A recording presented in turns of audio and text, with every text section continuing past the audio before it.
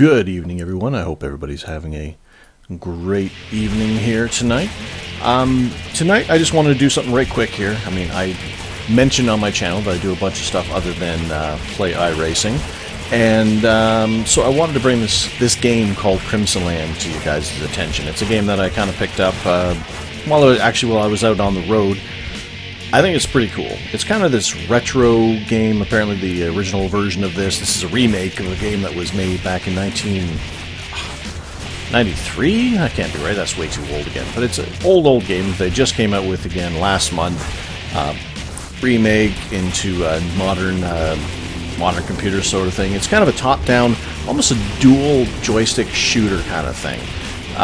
Although I'm not using it as a your typical dual stick shooter type things where you'll have one gamepad in your hand and you'll have one stick is moving your dude around, the other is controlling where you shoot. Now, apparently this game can be set up to do that sort of thing, but that's not the way I want to play it, because I find that a better way to actually play this game is with the mouse and keyboard, where I'm using my typical WASD keys to move my guy around, and I'm using the mouse to aim where I'm shooting, and so left mouse button is shooting and right mouse button is my reload kind of thing. So this game was actually kind of brought to my attention by a Giant Bomb, who I mentioned in the past is kind of one of my go-to video game site, just because I like the way that they present the information. It doesn't feel corporate or I don't know. There's something raw and actual gamey about the way that they do things. Anyway, it feels like the site has heart. It's done by a bunch of guys who actually care about video games and care about what they're doing. So they did a quick look on this one. I think it was Jeff and I think Drew who did this. And like, I'd never even heard of this game. It went from a game that I'd never even heard of to sounds kind of cool, to a game that I really wanted to play and then I really wanted to show off kind of thing. It's a very simplistic game. I've just kind of started here just to kind of make sure I got the controls down and whatnot. So I just want to walk you through a quick little thing. I mean, I guess this is kind of a series of Trevor's playing games anyway, so he might as well stream them because he's sitting in front of the computer playing a game anyway, so why not? I may have to come up with a better name for this, because it's not really it's not an explanation of the game per se, it's not a tips and videos, just like, hey, I'm playing video games, hey, why not watch me do it kind of thing. Also, I want to do this as a test. I've kind of moved around the way that my room is set up here. I've been kind of doing a lot of daydreaming about how to set things up better for streaming, for the show, for races, for all that kind of thing. So you notice my microphone's kind of hanging off to the side here. That's a different setup. It's closer to my mouth. It's closer to where I'm actually, how I'm... I think it's a better recording setup. I'm going to kind of play with it a bit and stuff like that, so we'll see how that works out. But anyway, I just want to play a few minutes of this game and kind of show you guys what it's all about. And, because I was going to play it tonight anyway, so... The way it's broken down to is a bunch of levels. I just started. I'm guessing that the other difficulty levels probably unlock once you finish it initially. The first one, and it's broken down into a bunch of chapters. I've only played the first 4 here. As you go through the levels, you unlock different weapons. You start off with just a pistol, and then assault rifle, shotgun, into some crazier weapons and whatnot. So if you look at the little screen here, a star indicates a level where I've played it and didn't get hurt at all. And obviously the open star is one that I've beaten. I got hurt a little bit. So we'll just go with continuing on to where I'm at. I'll kind of go through the way that the game plays. Like I said, WAS moves me around. Mouse aims where I'm shooting. Right now you start every level with a pistol. Usually the very first thing you do is get a weapon. So now I'm up to kind of a machine gun thing. These green guys are different. Excuse me. Some of the enemies are bigger. What are they? I don't know. Zombies, monsters. I found kind of the key thing is to... this is gonna hurt. Oh boy. Oh, I've messed everything up so horribly bad. Oh, and... There we go, that'll help a little bit. Wow. This isn't even that hard into the game yet. Fire bullets. Well, I'm not going to get a start on this one. So now I've unlocked a new weapon that's... And you don't actually get the weapons in this campaign mode sort of thing. It's a matter of they show up as power-ups on the screen. So once you have them unlocked, then they're available, kind of thing. Each weapon has its little stats and whatnot to kind of give you an idea what the game's all about. One other thing is the fact that, as you notice, kind of power-ups show up on the screen as you're playing, and it's kind of the ebb and flow of the gameplay, I guess. Is you're trying to get around, you're trying to survive, and then the power-ups sort of become a, am I going to bother going for that power-up, or am I going to, or is it worth the risk, kind of thing. Let's keep going here a little bit. As you notice, you kind of walk around a little slow. This is the first time that we get introduced to the fact that these little spawn hubs pick up and do this one here. Kind of slows down time.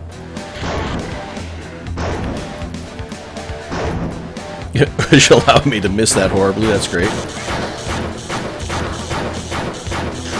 The nuke.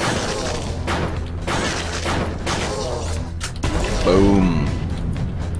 This one actually gives your, now I can fire at an increased rate and for only a certain amount of time, but you're still a slave to how many bullets your gun actually holds, so you don't get a whole bunch more. You notice this weapon actually kind of... I'll shoot somebody who's close to somebody. How about you? Haha! Ah, see, it zaps between the two guys, between various guys. And eventually, as you notice up at the progress bar up at the top there, it just kind of counts down as you're killing more and more dudes.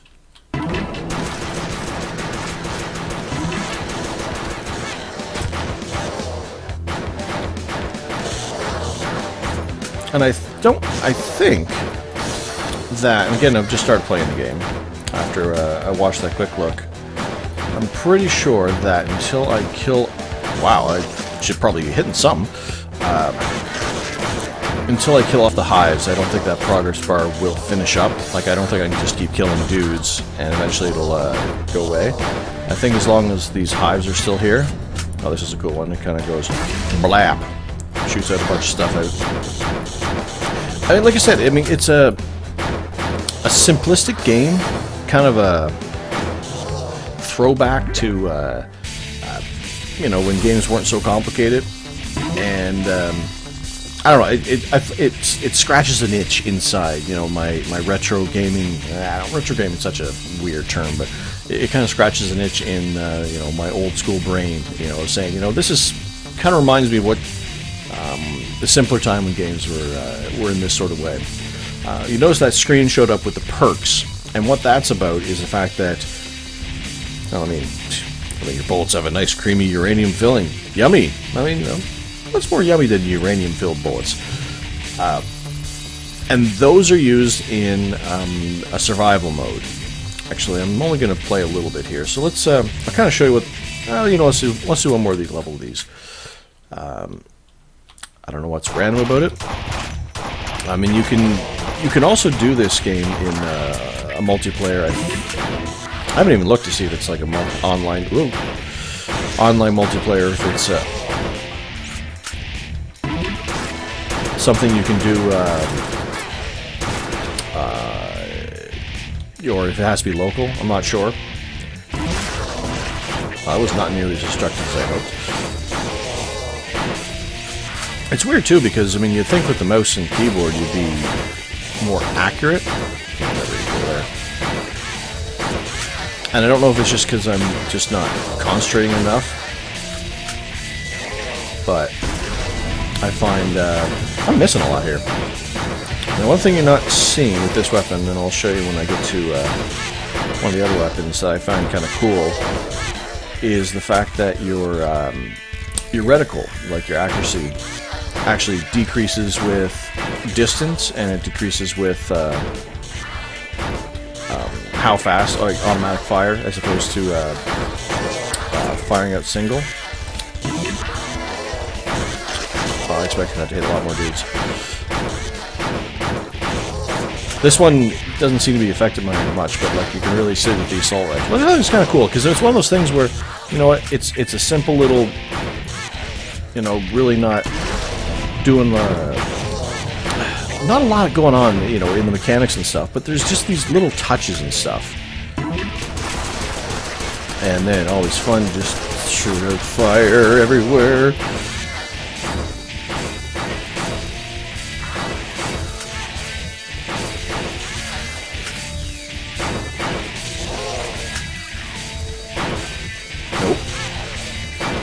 And die.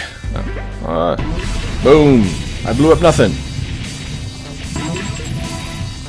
Now, in some, I mean, you know, obviously. Well, actually, you know what? I'll probably get that in the next level. Because it kind of seems to be that whenever you unlock a new weapon, the very first weapon that you get when you kill a dude is the weapon you just unlocked. So let's do one more here just to kind of give you an idea. Spiders are annoying because they're more multiple, or at least they seem to be a lot more plentiful than the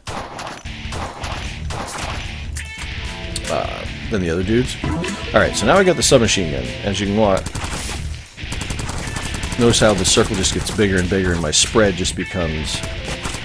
So, I mean, you know, it's forcing you to kind of almost burst fire the weapon kind of thing. Oh yeah, fire bullets and slow down time, and that makes me fire faster. Let's get one of these going on.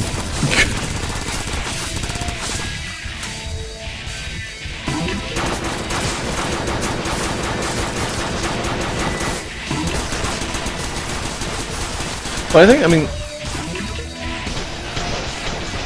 that's pretty cool where, you know, the fact that your accuracy is actually being shown in an online way. So, I mean, you know, you kind of get that feedback loop, I guess. Other than the fact that, you know, it's called Crimsonland, so I'm guessing because, as you can tell, as you're killing more and more dudes, the land is becoming more and more, shall we say, littered with crimson.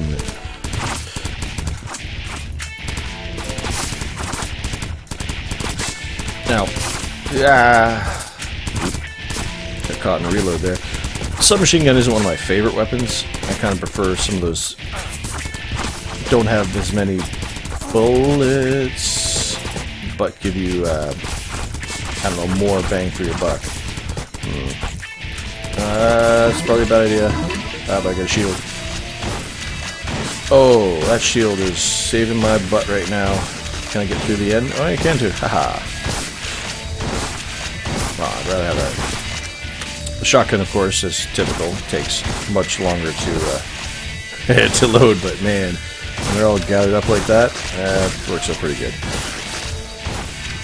I think I was saying earlier, I mean, kind of one of the key things here is to kind of always make sure you have an exit. You know, kind of, I find myself kind of going around the periphery of the map and just kind of making sure I always have a clear path to run to. And bye-bye, spider. So that's kind of a touch of how the campaign, and like I said, these perks are something that can be used now into this survival mode, which is kind of an endless mode sort of scenario. I think there's different versions of it, but let's get out of here right quick, and I'll go over here, back to the main menu, and there's various versions of survival mode, and I don't think they're unlocked until I get to complete more quests. So apparently you have to do the campaign mode. But the basic survival mode is that the weapons and the perks that you've unlocked in that mode. So the main mode is that campaign mode. And then the stuff that you unlock there gets kind of brought over to these survival modes. And they have a leaderboard, but I don't really care about stuff like that myself.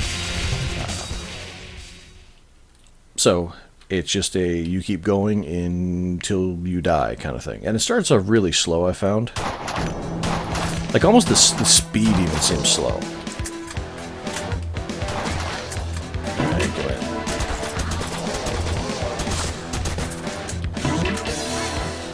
probably should have waited until things were closer than that. Alright. Bit of a waste, but was it? Power-ups will eventually dissipate. Double experience, that seems like a good idea. I don't know if that's a time thing, or... It's gotta be.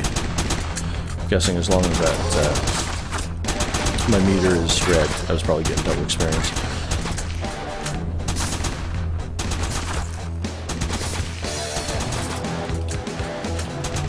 I've kind of trapped myself. I don't really have much of an angle with this.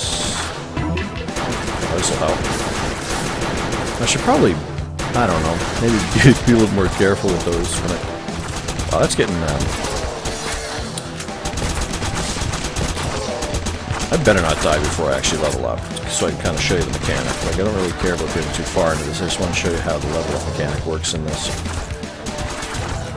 Oh, come on, a little closer, a little closer, a little closer. Ba-bam! Alright. Oh, lizard nest over there.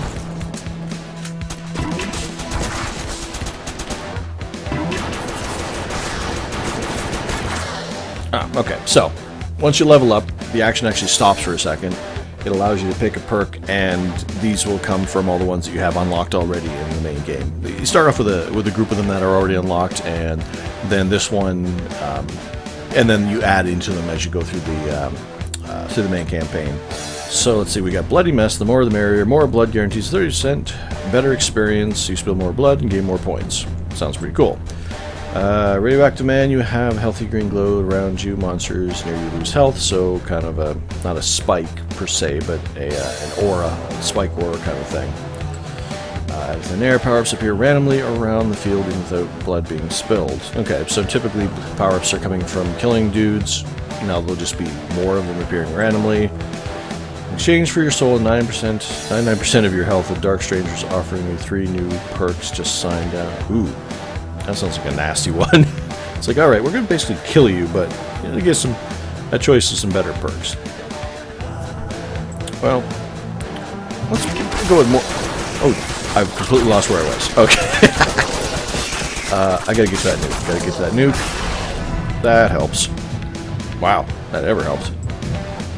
I can't stand waiting for your gun to be reloaded. You can speed up clicking your reload button repeatedly as fast as you can. Alright. Pick this nuke, get your revenge. It's a promise. I don't even know what that means. Instant winner, 5,000 experience points. Right away, take it or leave it. Alright. Faster reload, that sounds like a good idea. Another thing here is that kind of... when I lost track of myself, it didn't really help. Oh, shouldn't have done this. Alright. Oh, I'm leveling up like a monster here. Is the fact that when you level up, it kind of pushes everybody away from you, so you have at least a chance. Now, if I hadn't lost myself, then it would have given me a better chance to start off that level. Make guns spit bullets faster than the next guy. Okay, so faster gunfire rate. You can make free with this perk. The experience just keeps flowing in a constant. Utilize higher perspective. To give me a better view of the battlefield. Aggression bullets. Don't need to shoot with an enemy clipped. Leads to severe loss of points, but hey, okay, so if I'm in the middle of a reload and I need to shoot, I'll lose points, but at least I can shoot a bullet. You know what? The experience thing kind of sounds curious, but I'm kind of wondering how far back you kind of pull back from the screen. So let's just give that a quick look. I wonder if that's going to be a detriment or if that's going to actually help. Why am I running into the mess here? This is not the way I need to be going. I need to be clearing a path. Oh.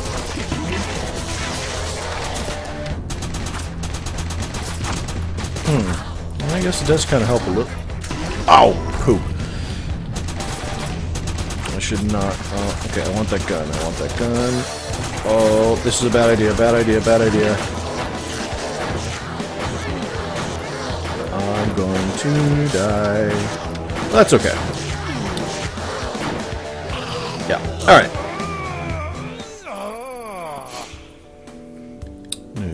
Alright, so. It gives you kind of a rundown. 2 minutes, 41 seconds. Man, it seemed like longer than that. So. that is just kind of a quick overview of this game. Like I said, it's one of those things where I wanted to test some different streaming things I was trying that weren't to do with iRacing. I wanted to check my new different microphone to see how that worked out. Well, it's the same microphone. You just guys never saw it before because it was hanging down over here, but it was a little bit too far away from where I was, and I didn't think I was getting the sound quality I was really looking for. So I wanted to give that a shot. I wanted to play this game for a little bit tonight, just because I wanted to play because it's cool, and kind of maybe. Like I said, it was something that I wasn't even aware of that existed until somebody else pointed out to me, so I figured I'd point it to you guys, and I keep promising that I was going to add different game content onto my channel that didn't have to do with iRacing. Here's the first step. I've got a couple other ideas that I'm kind of working on. I don't know, I'm in a mood where I want to. I'm just bursting with ideas of things to add on there that I want to just give a shot to, and so I'm going to be trying a couple things out over the next little bit. Now that I'm not on the road and I'm actually in my home studio, quote unquote, with the burnt out light above my head still. I haven't fixed that since the last time I did the show here, so maybe before Thursday night, before when we do the radio show, then I'll get that fixed. You can. Actually, you know what? The lighting actually isn't that bad now that I look at it, but it could be better with, actual lighting. So, anyway, hope this provided a little bit of entertainment for you guys. I'm going to sign off for now. Remember, we're going to be going probably, now that I'm back in the home studio, going to be going live with the radio show on Thursday night, probably around 9:30 Eastern time. So make sure to join us on live on YouTube for that, for the stream, or catch it on iTunes or YouTube later on. We've got a great show again this week. We're got an interview with one of the league owners that we've been talking to. Or that we've talked about that league, and that'll be Mr. Jacob Fife is going to be joining us on Thursday night for an interview there and talking about what it takes to run a league, and he has a very successful league there, so we're kind of going to pick his brain about how that all works. We're working on some more details when it comes to the fun races and all that stuff, but anyway, this isn't an advertisement for the iRacing Today radio show, but make sure to catch it out on Thursday night. Hope you enjoyed a little bit different of a gaming perspective, and I'm going to try to get some more games up here for you guys, just quick little overviews, just quick little snippets of it. I mean, you're not going to enjoy watching me play a game for forever and ever if it's something like a Call of Duty Battlefield, that sort of thing. Like I might do little things like that, but I've got some ideas for maybe some story-driven games, maybe into the future. I've mentioned that in the past, but quick little games like this are way easier to start out with because, hey, I can just kind of play for 20 minutes, whatever, and give you guys an idea what the gameplay is like. So anyway, you can pick this up on Steam. I think it's $14, something like that, or just wait for it to come on sale. Put it on your wish list and wait for it to come on sale. But it's like one of those quick little, like I said, just those quick little hit games. I mean, each round lasts 2-3 minutes, so you can just jump in, do a couple of rounds, and boom, you're done. So anyway, that was Crimsonland. Hopefully that was enjoyable to you guys, and then I will sign off for now, and I will talk to you guys later.